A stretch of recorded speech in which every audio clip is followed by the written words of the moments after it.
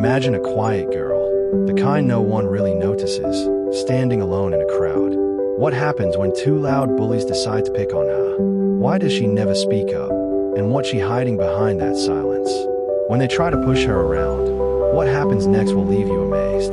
Zariah Cole stood by herself near a lemonade stand at the Maple Street block party. A shy, dark-skinned girl with deep, thoughtful eyes that seemed to carry a heavy story.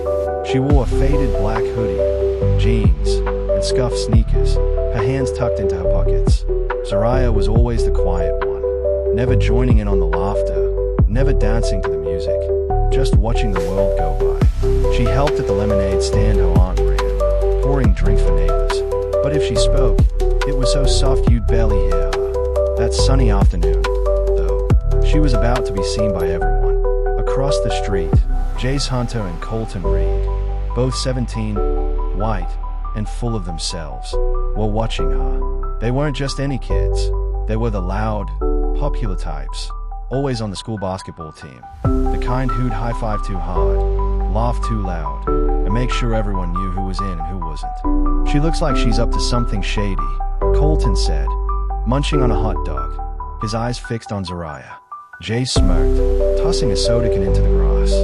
Yeah, what's she even doing here? Bet she's taking extra cups or sneaking money from the stand. They laughed, their voices carrying over the music. A few neighbors glanced over but didn't say a word. At Maple Street, it was easier to stay quiet than to get involved. Let's go mess with her, Jace said, cracking his knuckles.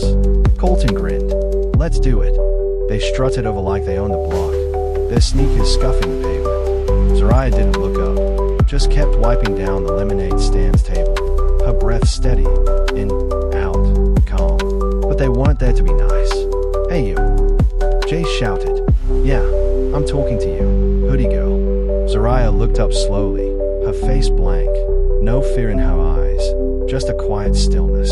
You look real sneaky, Colton said, stepping closer, his shadow falling over her. What you got in that bag? Huh?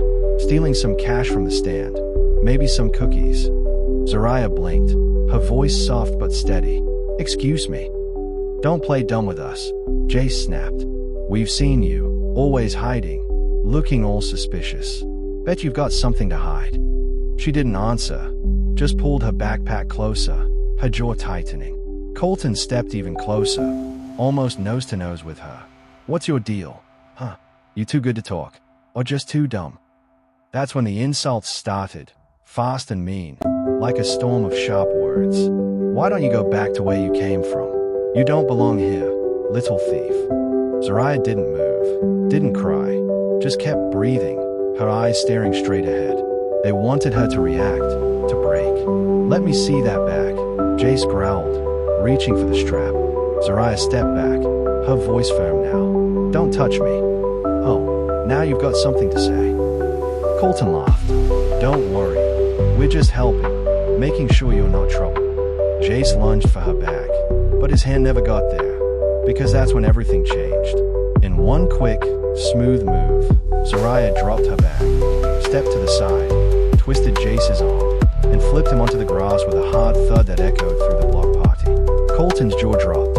What the? Before he could finish, Zariah spun, ducked, and swept his legs out from under him. He crashed down, landing on his elbow, groaning in pain. She stood over them, calm as a still lake, her hoodie slipping back to show his steady gaze. The whole party froze. Kids stopped playing. Music seemed to fade. Phones came out to record. Zariah spoke, her voice clear and strong. You picked the wrong girl today. Jace, still on the ground, groaned. You a freak. Zariah leaned down, her eyes burning with a quiet fire. You think I don't see people like you all the time? You think I don't know how this works? You bully, you hurt, then act like the victim when someone stands up. Neighbors were rushing over now. Mrs. Thompson, the block party organizer, and Mr. Davis, a local teacher, but no one dared step in yet. Zariah backed away slowly, still calm. Colton clutched his arm, his face red. Who taught you that? He gasped. Zariah looked at him, then at the crowd filming her, and said, My mom, Army vet. She taught me how to protect myself from boys like you. Her words landed like a punch. Even the adults stood quiet for a moment, the weight of her story sinking in. Zariah picked up her backpack, slung it over her shoulder, and walked away. Not running, not scared, just done. The crowd parted for her, silent, watching in awe. She wasn't just a quiet girl anymore. She was the girl who stood tall. But the story didn't end there. By evening, the whole neighborhood was talking about Zariah Cole, the shy girl from the lemonade stand who'd taken down two bullies with moves straight out of an action movie. Videos spread fast on social media, Snapchat, TikTok, Instagram. One clip hit 300K views by nightfall. Some kids laughed, others whispered, but no one was laughing at Zariah anymore. The same street where she'd always walked unnoticed now buzzed with respect when she passed. People looked at her with a mix of wonder and maybe a little fear. Not everyone was happy, though. In the community center, Mrs. Thompson sat with a frown. She was a kind woman in her 60s, always organizing events, but she liked things to stay peaceful. Zariah, she said, her voice soft but serious, you need to understand, fighting isn't okay, no matter what. Zariah sat across from her, calm as ever. I didn't start it, she said. I know, but this is a big problem now. Zariah met her eyes. For whom? The party? Or the boys who got what they deserved? Mrs. Thompson sighed.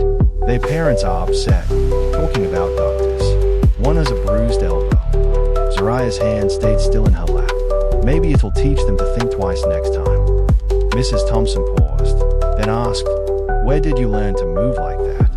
Zariah looked out the window, her mind drifting to a memory. My mom, she said after a moment. Sergeant Layla Cole, U.S. Army, 22 years. She taught soldiers how to fight, did 2 tours in Iraq. She started training me when I was 7, said the world wouldn't always be kind to girls like me. So I had to be ready. Mrs. Thompson's eyes widened, her expression softening. I never wanted to use it, Zariah added, her voice quieter now. I never had to, until today. Mrs. Thompson nodded slowly, seeing Zariah in a new light. The next day, things got even bigger. Jace and Colton were banned from the next block party. The organizers put out a statement about not allowing bullying. But to many, it felt like too little, too late. Everyone knew Maple Street had its problems. The whispers, the unfair treatment, the silence when things got tough. But Zariah had broken that silence wide open. A few days later, something incredible happened. A big mural appeared on the community center wall. Zariah standing tall, hoodie up, eyes fierce, with words like strength, courage, and voice painted around her. It wasn't official, but no one